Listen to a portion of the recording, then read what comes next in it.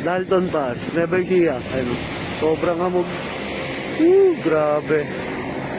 Ano? Wala makita.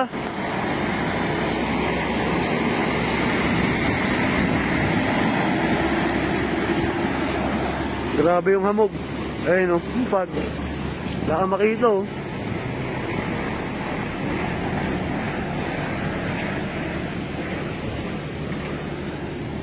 Goods. Sobrang lamig, parang nasa Baguio. So, pahinga muna ako, stop over ako dito. Ayan, sa kainan.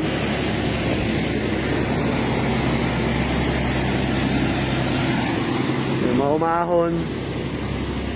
Kasi, pahinga muna. Then, biyahe na rin ako pababa. Kapunta ako na Sir Willie sa Bayumbong, Nueva Vizcaya.